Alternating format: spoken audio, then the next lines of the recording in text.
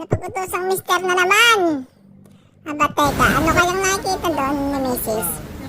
Eh ano kat hindi mabanggit-banggit ng ayos ang gustong sambitin. Panay ang mustra eh.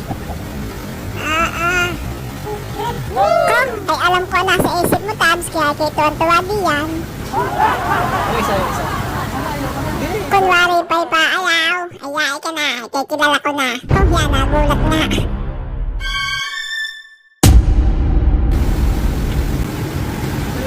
Ay sinubukan na nga din hawakan ni Mrs.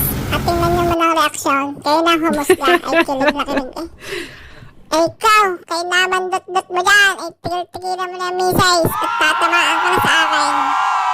At ito na nga, nakakita na ang paboritong oyster. Ay walang yung presyo ay 26 naman eh.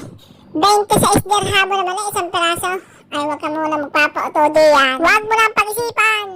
Pukris na yan. Buti na lang at hindi nadala sa sales stock. Kung 20 sa isang kilo ay pwede pa tabs. Ay sa susunod na lang iyon. Pitsiriya ka na lang yung seafoods flavor nang ikaw ay masatisfied. Ay kita na umuwi tabs. Pukris ka, hindi mo na ako pinakita. Wallet na lang ay pinakita mo sa akin. Hindi mo na pinakita ang bida. Bye-bye pa!